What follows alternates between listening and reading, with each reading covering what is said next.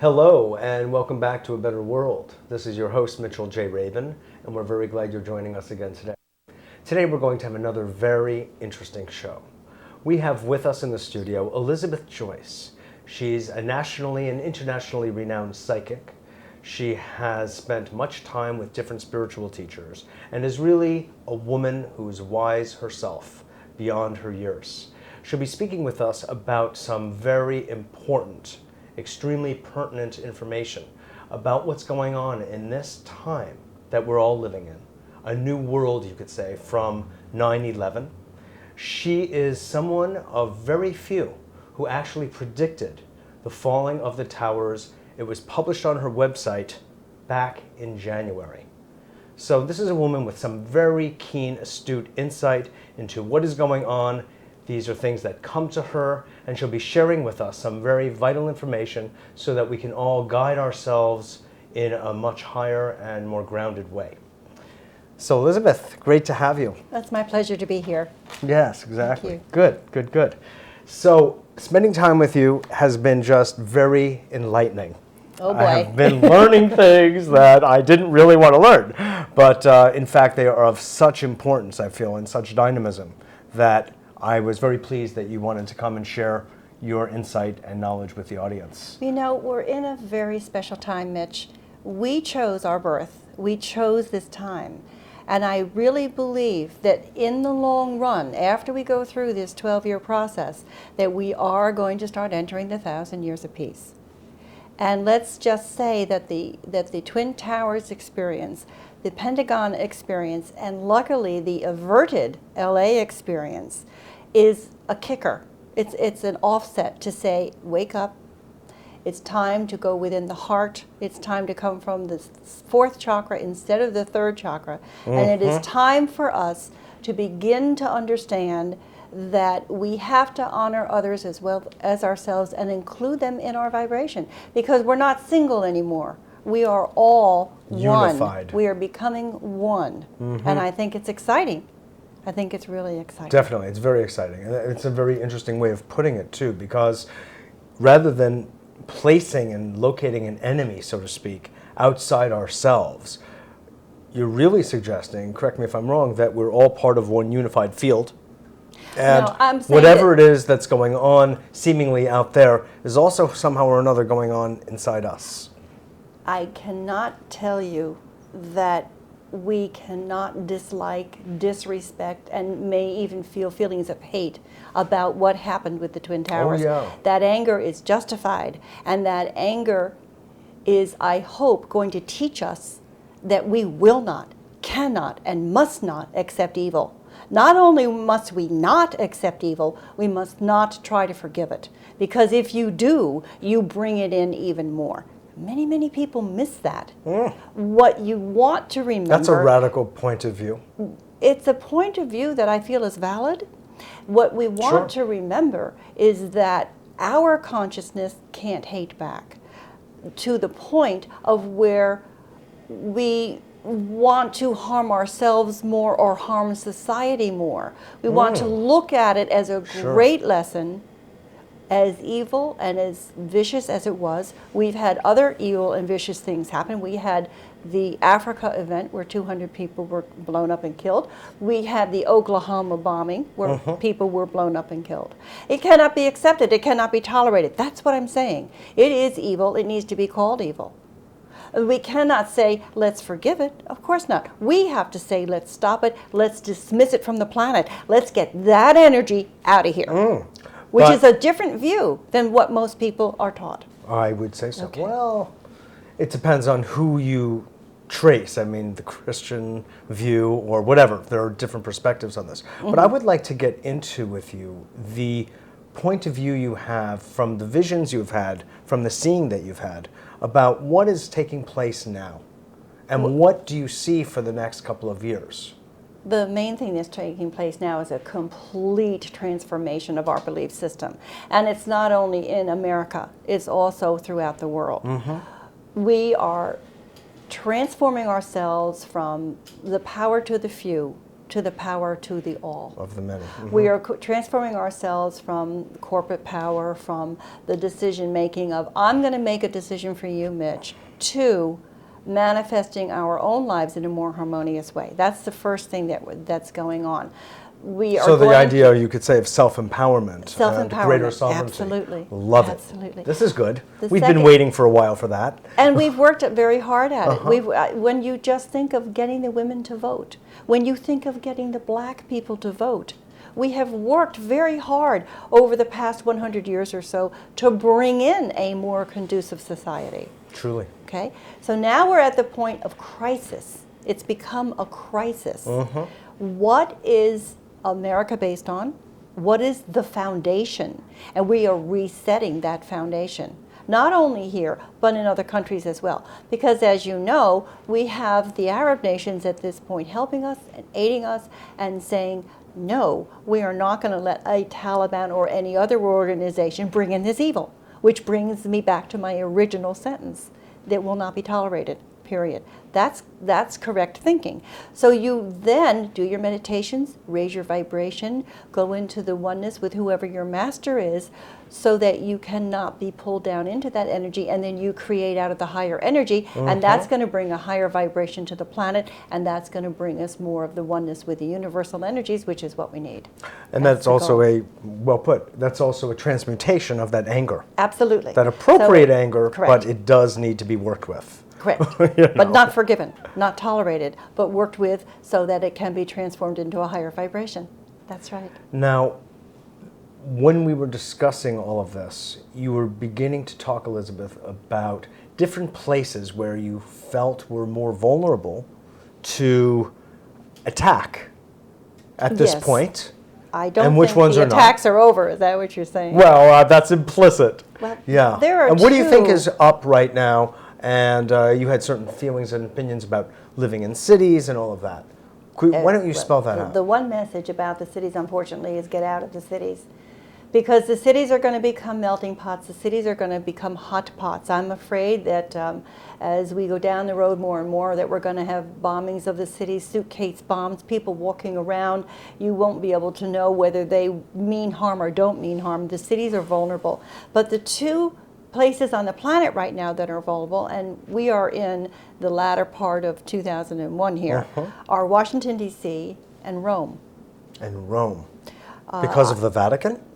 No, the Vatican is not the main point, but the Vatican will unfortunately suffer for what is the main point. We have two things in Rome. We have the retired Shah from Afghanistan, and we have the home center of the Northern Alliance. So Rome is in trouble. Rome's a target. Washington, D.C. is also a target because they feel that I sense, I have to say that, I sense that they feel that they haven't done enough there and they did not get their goal. They did not get the Capitol. They did not get the White House. In actuality, Mitch, as I shared with you before, and I did get this verified through, my sources, that there were 7 aircraft. I knew there were 7 aircraft. There were 2 for Washington, D.C. There were going to be 2 for L.A. Then I knew there was another that I wasn't quite sure, and that wound up being Detroit to Chicago. And then there were 2 for New York. Okay. And Chicago for the Sears building? the Sears building and the LAX airport. Now, the strangest thing, and I told you yesterday, the strangest thing was when the Islamic schools in New York, and there's 4 or 5 of them, held class that day on September 11th, which was a Tuesday morning, and none of the children went to school. So there must have been foreknowledge throughout that community of this event. Yes. It's very sad because we do know now for sure that the police and part of the government were warned about this event and did not follow through with it. So maybe their lesson is that if a psychic like myself or anyone else that's doing the work calls up and says, look, I really want to share an insight with you. This is about terrorism and this is about a feeling that I have. It has to be checked. And the president now has made arrangements that if you hear anything, you must follow through with it, which is to their credit. So maybe it won't be laughed at anymore, and maybe our inner signals, which of course is always picking up other people's thoughts. When I teach people about psychic awareness, when I teach people about getting an intuition or getting a telepathic message, what I say is it's only a thought until it occurs. And you can transform a vibration into not occurring or into going to a higher level if you wish. Sure. There's always choice. In fact, everything that you're saying, Elizabeth, is in a sense subject to people's working with the vibration. Absolutely. And shifting it if they so choose, or if people collectively decide to do that. Now, as I told Literally you before, shape the future. as I told you before, I was walking the beach in Fort Lauderdale, Florida in April, and the first poem that came to me was 3 Presidents in 3 Years in 2003. What does that mean? Will something happen to Bush? Will something happen to Cheney? Well, 2003 is an election year. So it could mean that they'll have one and then another and then the election. So that's one thing that happened. After the Twin Towers, the day after the 11th, which was September 12th, I got another poem inside of me that was extremely interesting. China financed it.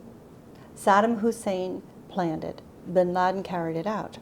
And I told that to some of my military contacts who didn't quite get it. They thought, well, gee, no, China wouldn't have whatever. And then, of course, 6 weeks later, in the Washington Post is an article about how China might have helped the Taliban. Right on the money. Right on the money.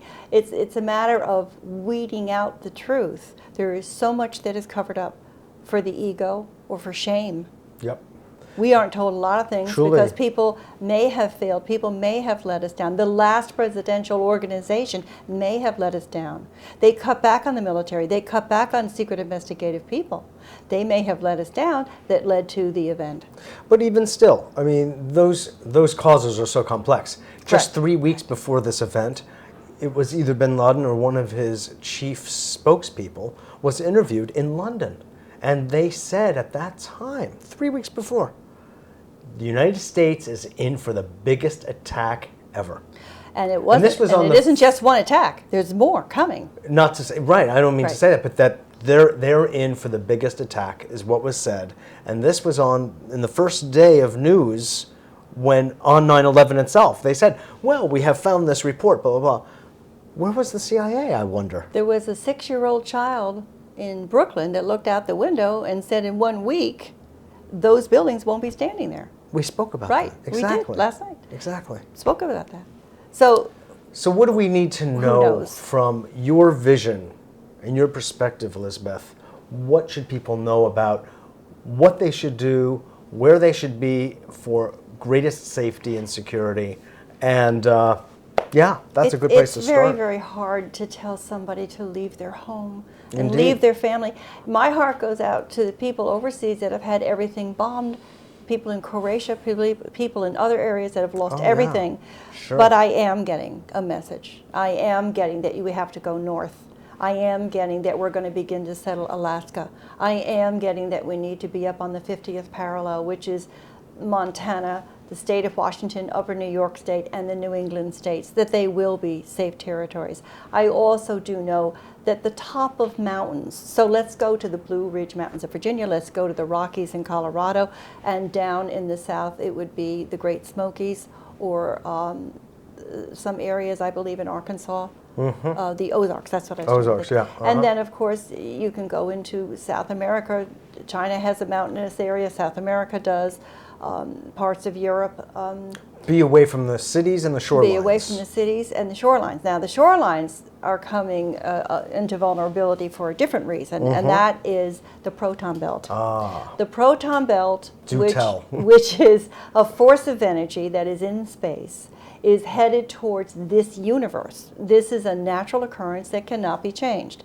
And it will cross over our universe. And as it does, this may be the Edgar Cayce and Nostradamus predictions of changing the world's axis. It's arriving in the polar 2004. shift? The polar shift should happen when the proton belt hits. That makes sense.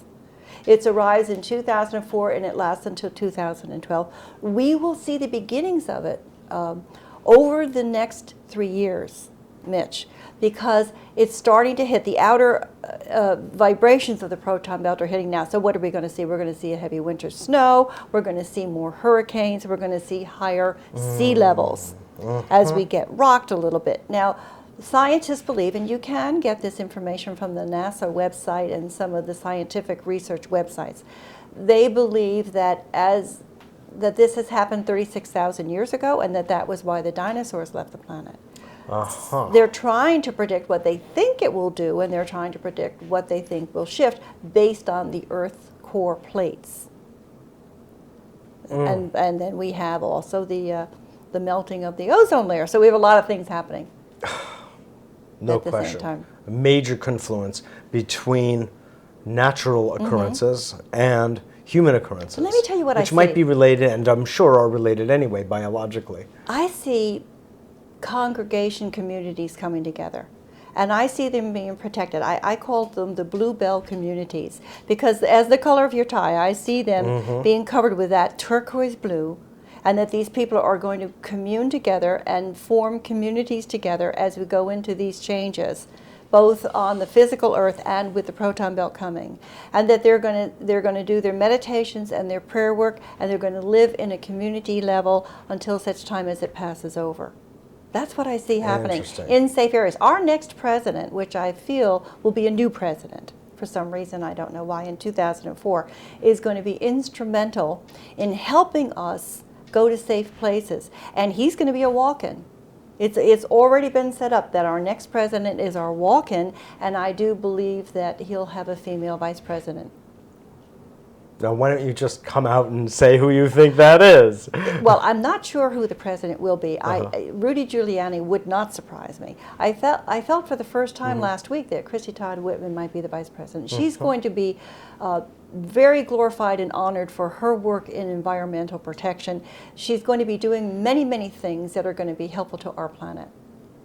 And that just has come through It meditation. can't happen fast enough as far as I'm concerned. That's true. It's run amok.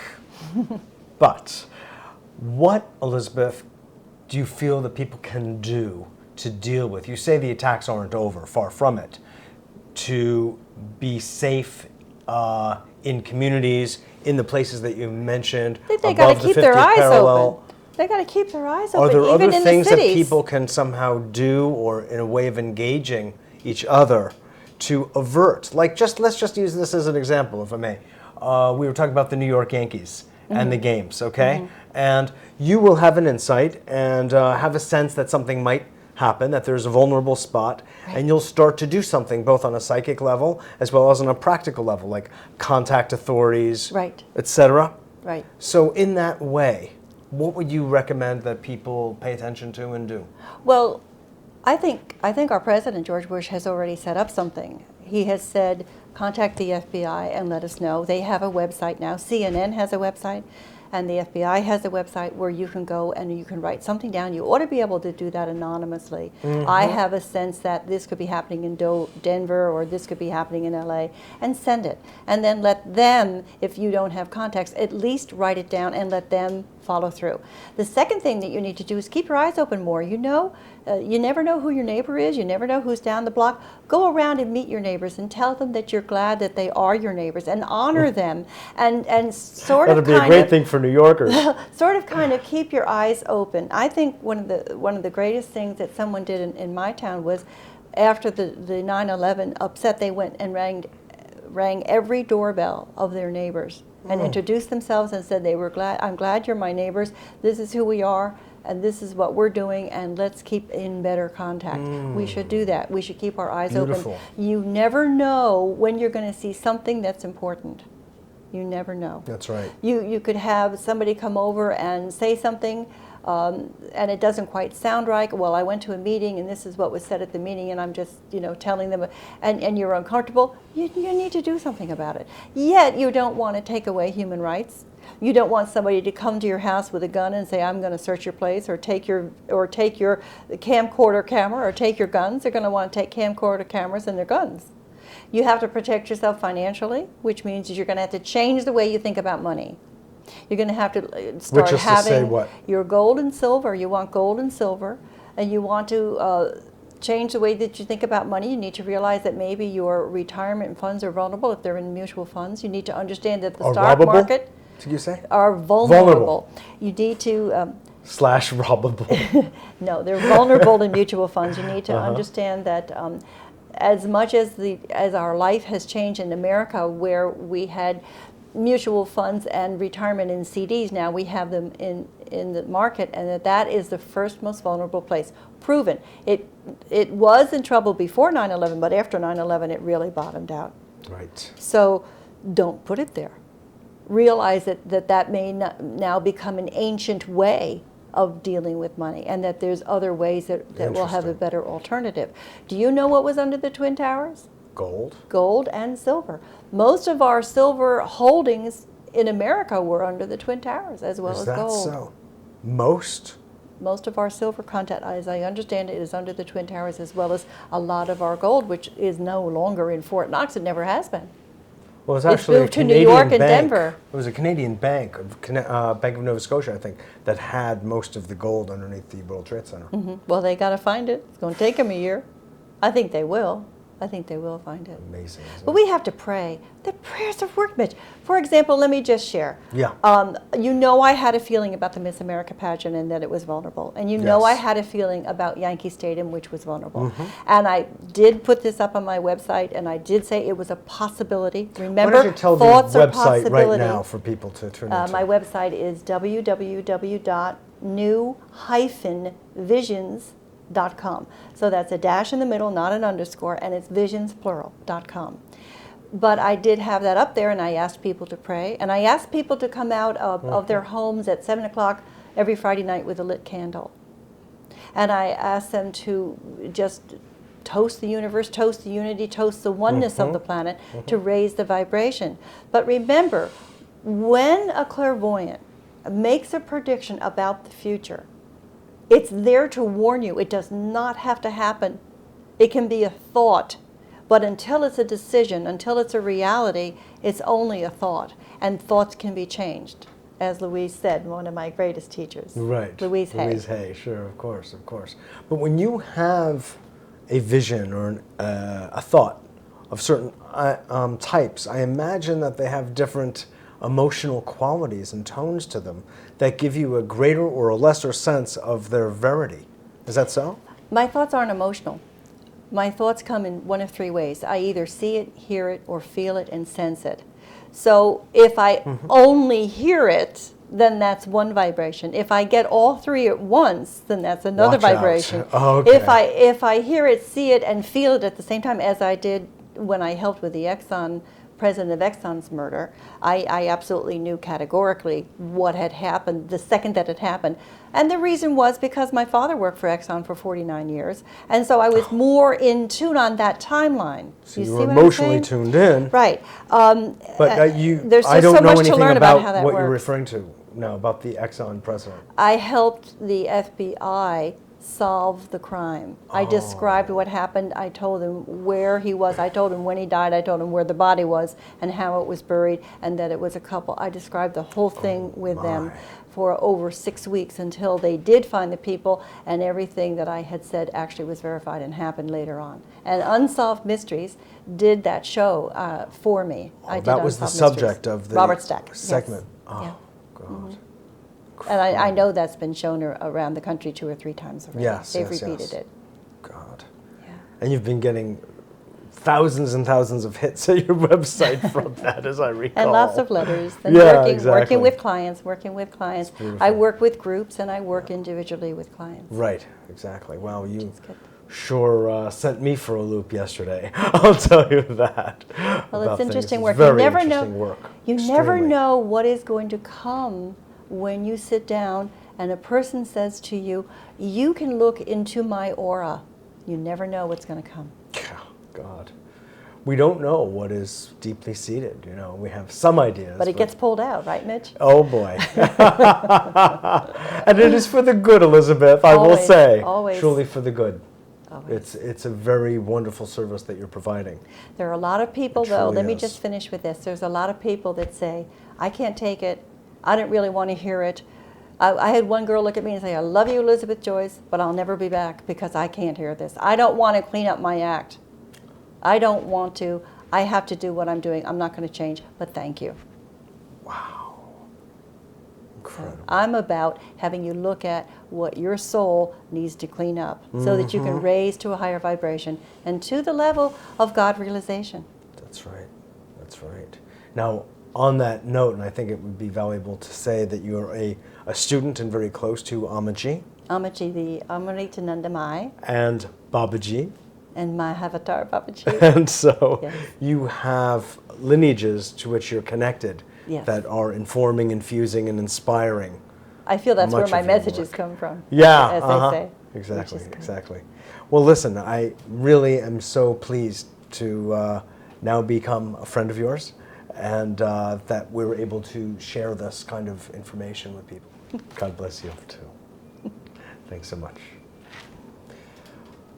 Play this tape over and over again, folks, because you want to hear these words over and over again and bring them close to your heart so you can live in accordance with these words and act accordingly from them. Thanks so much for joining us. This is Mitchell J. Rabin for A Better World, and we look forward to seeing you all next week.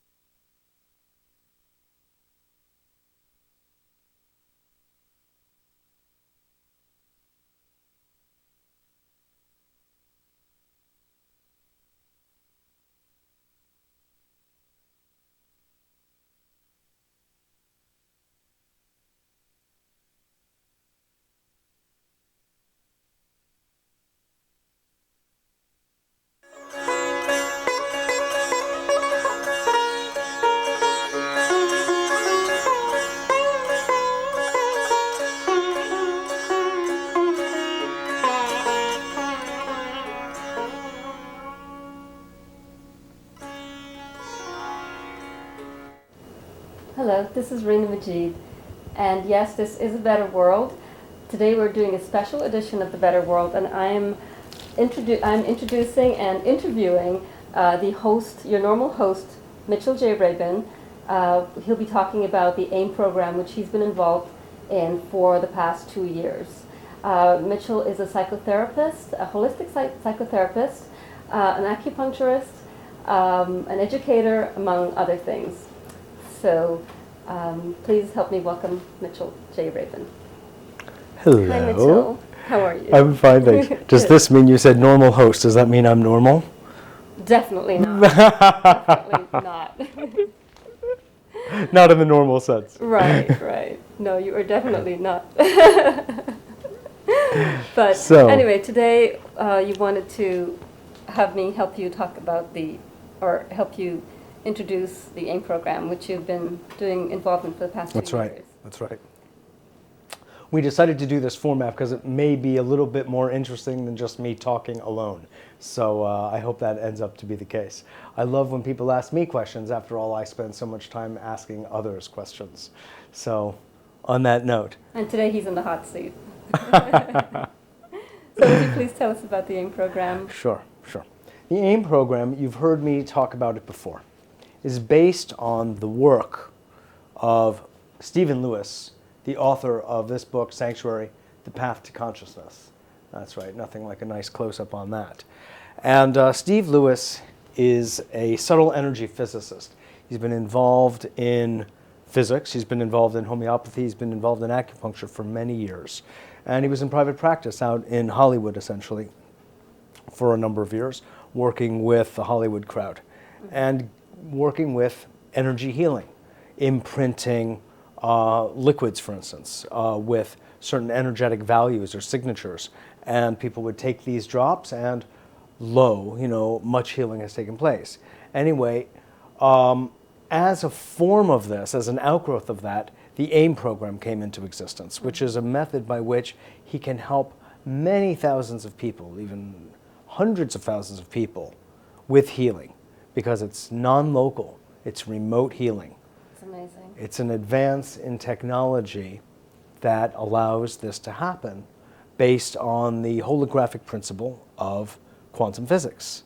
And that's the micro-macro relationship between an object such as, particular objects, such as saliva, blood, hair, or photograph. And people have been using this for a long, long time, actually. And in this case, Steve uses a photograph. Right. So, in effect, we take photographs of people, we send them out to the West Coast, where they're placed on a metal tray. That tray is hooked up by electrodes to a huge database on computers, which emits frequencies conducted through the electrodes into the metal tray to the photograph, which is itself a holographic representation of each individual on the tray. And as you know, and I know, people who are on this, in this system, go through a detoxification Yes.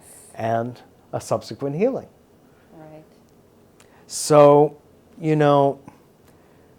a famous science fiction writer, Rena, said that any technology sufficiently advanced has the appearance of magic.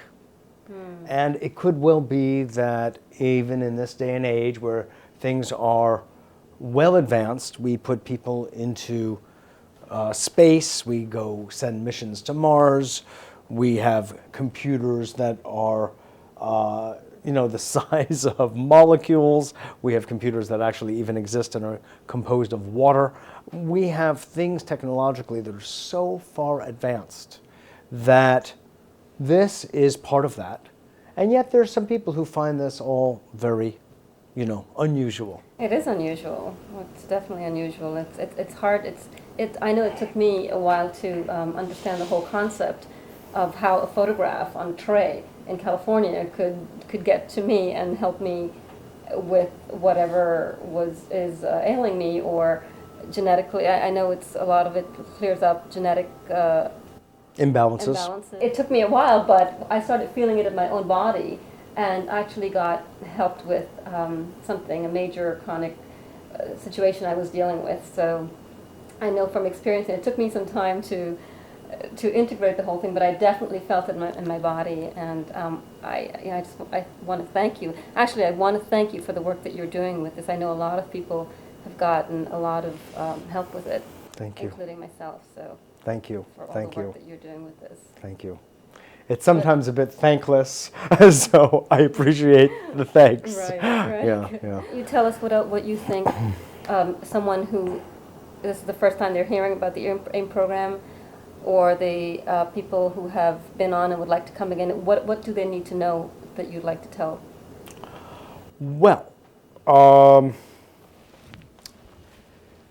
people who are on it, it sort of like speaks for itself. What really happens, I'm in this, living it every single day. Right. I get phone calls from all over the country every single day. I have people going through stuff, on all different levels every single day. I see it up close. And what that looks like is there are people who can report on what they're going through. They are good reporters of their own subjective experience, and they can kind of stand outside themselves and look in and see, oh, I feel a difference here and I feel a difference there. My walking is different, my thinking is different, my feeling is different. You know, things that were bothering my knees are no longer bothering my knees. My indigestion is no longer a problem. Da, da, da, da, da. And there are other people who go, huh? Right. Are you sure you put my photograph there? Or is this I've heard you say that, yes. snake oil? You know? Right, right. Snake oil. And I say But- for the people who don't feel anything, be grateful, because there are people who really suffer, well, Exactly. suffer the detox, and in the end, it really is for the good, because you're really clearing all of this out of your body. That's right. And, yeah. For those who don't feel anything, it's not so bad. As Rena says, be happy. Yeah. Yeah. Because there are a lot of people who go through a painful detox, and you are one of them who went through some of it. I went through it much more mildly. Right.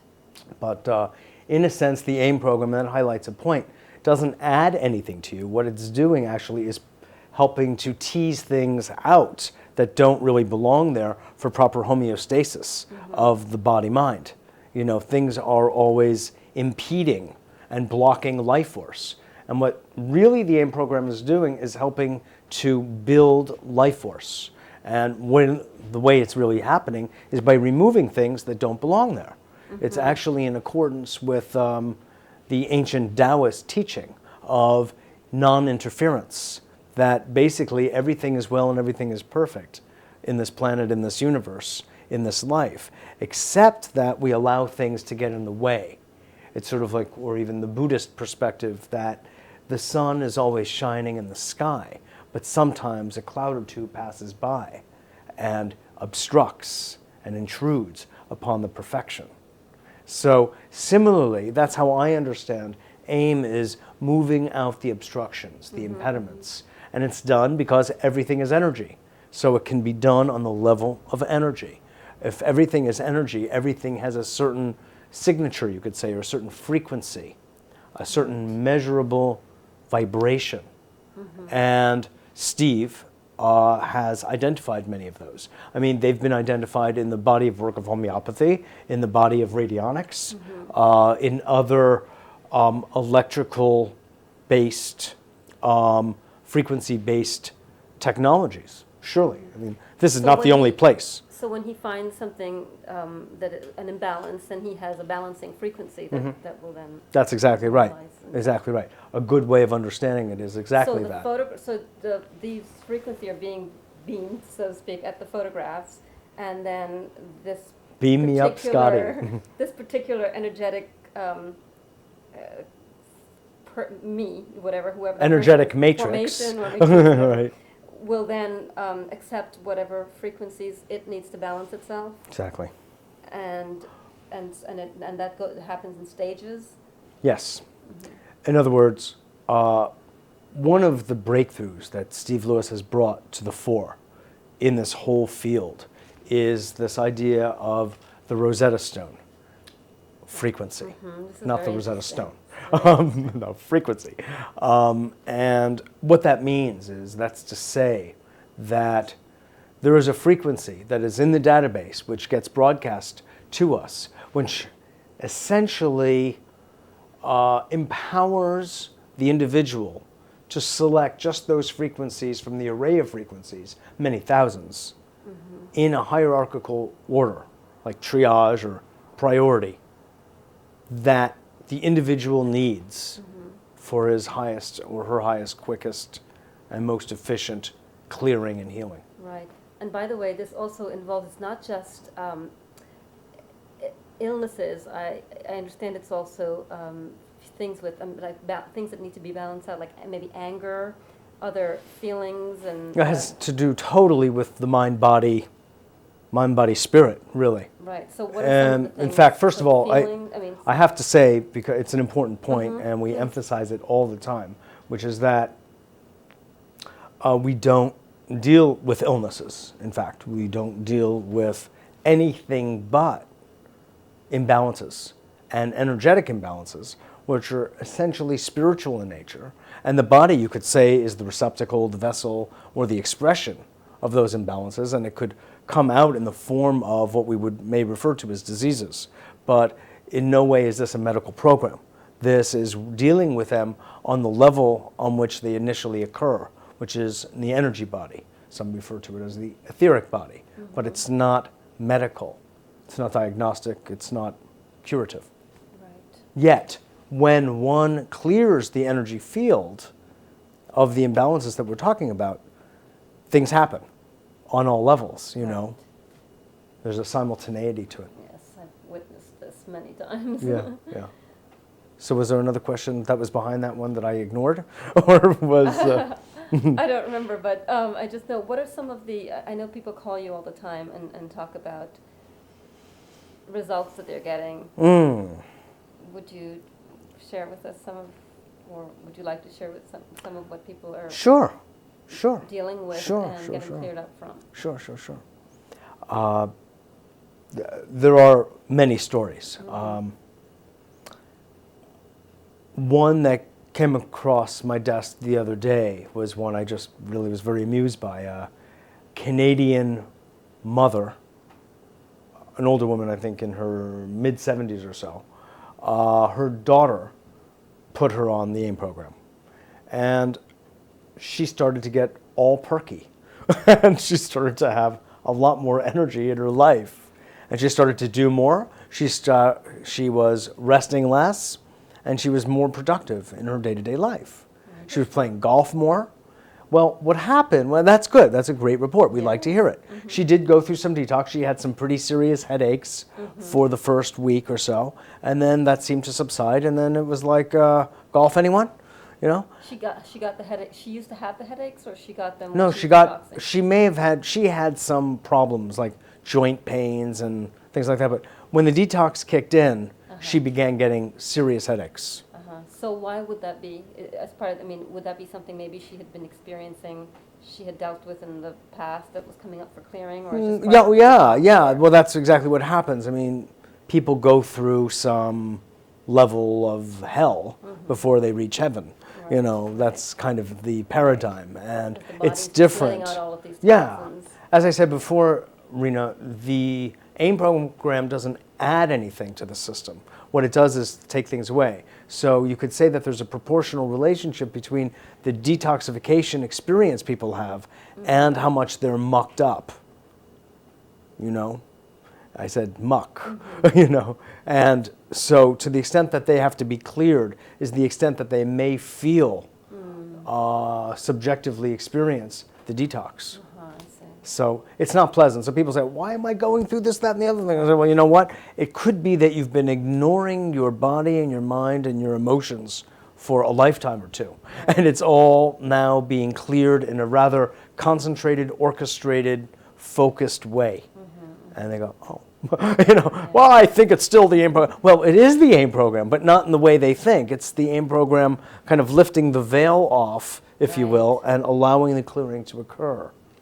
Okay. Now, I want to just say parenthetically, before going back to the Canadian woman, it does not work for all imbalances. While there are thousands of imbalances in the database, it will be rather variable.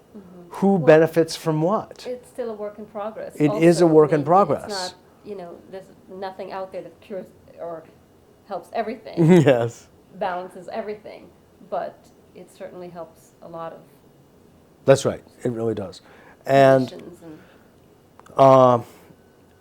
what goes on is it shows up differently in all different people. That's just, that's just the reality of the situation. When somebody goes to a healer, for instance, no matter how highly reputed they are, some get results and some walk out disappointed.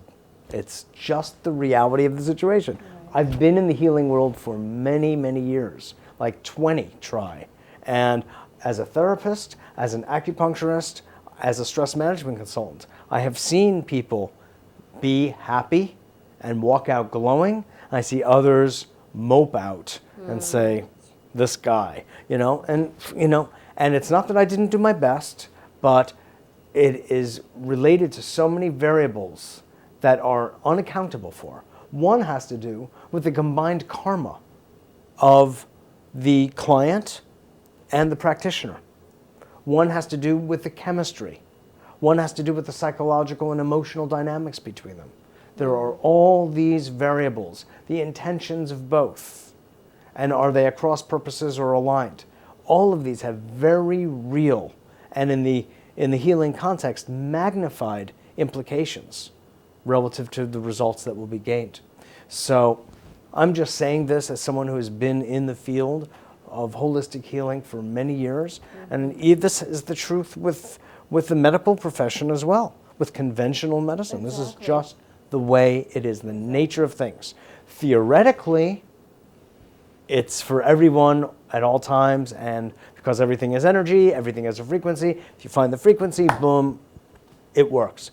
But nobody, Steve Lewis or anybody, cannot fully handle the entire panoply of problems and imbalances that truly exist on planet Earth. Right, we're complicated beings. Very complicated. And yes. Now, can I come back for a moment to the Canadian woman? I've left her hanging, and I don't think that's fair. Right, because well, actually, because I want to ask you one more thing, and if that while people are on the AIM program, We'll be back. if this is what they should solely depend on, or should they be doing other things? But you know. You can Okay, get to well, that let me after get the to that. Canadian woman. Okay, you really want to keep me going here and not have a moment's rest here. I see. As I said, you're in the hot seat today. Okay, so this woman, blessed be she, started being so active, picking up her golf game and all of this. Her husband got jealous. This is a real world situation, you know. Her husband started to get a little ticked off because he was still moping along at the same rate that he was, and they both were for many years. They had the same rate of mope, and all of a sudden this has changed. There was no other change in the woman's life. She didn't start eating raw food. She didn't start sleeping an extra hour. She didn't increase her exercise yet. You know, nothing was different except for the AIM program. This subtle, non-local photograph over on the West Coast. Who cares? What of it? Right. Hey, I feel great. Let's go play golf, you know. And soon she's playing tennis, I heard. No, I'm kidding. But her husband then went to the daughter and said, hey, you know, I want to be on this too. Yeah. And they put him on, and now he is on too. Good. And they're both actually playing golf. He started skiing. He started skiing. He hasn't skied in years. So anyway, that's just one. You know, that's just one. Amazing. There's a nurse who had chronic fatigue up in the Boston area who just, you know, she was lying in bed. She had to quit her job, and she was convalescing, nursing herself. And but she was not employed. She couldn't work. She couldn't hold a job. And she got into the AIM program, and she had tried a number of different things, and nothing gave her results palpable enough for her to become employed again and get back on her feet. She got into the AIM program, and literally it took about 3 months, and she was feeling life again in her body. Her life force went shooting up, and she's now gainfully employed and happy, and she moved, and last we heard she had a boyfriend. How long has she been on the program total? Now, maybe about 6 months. Maybe 7. Yeah. So that's another example. There are many. Oh, there's another story in Canada about a guy who was very severely depressed, actually suicidally depressed, and his sister had written this to me. Well, not all, but it helps depression. Yes, exactly. And when we say that there's a frequency for depression in the database, which creates a rebalance, if you will, in the individual, in the participant. So I just want to let people know just verbally again that Steve Lewis, the author of Sanctuary, The Path to Consciousness, is going to be in New York Sunday, November 18th at 6 p.m. at the Shelburne Hotel between 37th and 38th Streets, 303 Lexington Avenue. It's a free talk, free demonstration of the technology. It's fascinating. And let me tell you, there's another important thing, if I may raise, Rena, and that is we're living in a very difficult, very challenging time period now for humanity. To ask you about this. Okay, yes, exactly. This is very important, and I really want to make the point that Steve Lewis and I have been talking about this from the day we met we've been talking about, in reality, biological warfare. Yes. And he shared his views on it with me. We've talked at some length. Yeah. And it sounded, kind of crazy Sounded back then. really far out. What was, going really on. far out. But Steve talked about this, as Mitchell was saying, years ago. Oh, yeah. And he has, a great geopolitical awareness and knowledge. Mm-hmm. And things have been going on for a long time. And as a result, he has been tracking the presence of anthrax in the United States for years. And just as one example, and he has the frequency for anthrax in so you're saying the that database. Anthrax has been in the United States more than the last 2 months. My first interview with him, he was very clear about it. Mm-hmm. And not just anthrax. That's like almost like kid stuff in comparison to what's really around. Mm-hmm. And this is perhaps the only system that I know of that deals rather comprehensively with the frequencies that relate to what we refer to as biological warfare. And it must be said that there is no greater protection than one's own immune system. There is no man-made thing, I don't care who you are, who is better and higher than the immune system. So any great healer knows that if he or she is going to be successful, it's going to be because they have aligned themselves with an individual's life force and immune system and has figured out a way to increase, educate, and uphold them, uplift them. To help that person heal themselves. Exactly. Exactly. That's what happens. Right. In fact, I'm glad you said that because that's really the essence of this. Mm-hmm. The AIM program actually doesn't heal anybody. It empowers the individual to heal themselves because that's the only thing that ever can and ever will and ever has. Right. That's just the nature of things. Yes. And it looks like that healer put his hand on my forehead and said a couple of magic words and I'm healed. But that's not actually it. Right. It helps to facilitate, whoever or whatever it is helps to facilitate. Exactly. Healing, right? Which brings me back to that question that I was asking about, should people be doing, just depending solely on the AIM program once they get on there, or should they be doing other things, or how does that work? The answer to that is that people should do anything and everything in their power to take good care of themselves. I think it's a mistake for people to come into the AIM program and think that somehow they are now, heavenly blessed in such a way that, they can walk through walls and they can walk through fire and they can do it. It Not really to worry about isn't. Anymore, eat anything, whatever. Right, and just to be abusive. Right. It's just not true.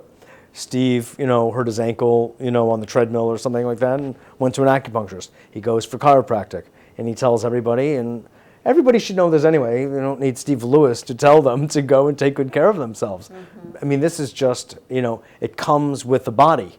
Take good care, and that's just the way it is. And I see AIM as part of an integrated healing program, so to speak, that it provides what I consider to be sort of like an energetic backdrop or support that uplifts the life force enough for other things to be more effective, actually. Mm-hmm. You have to start with enough sufficient life force in order for other, let's just say, other therapies to be effective.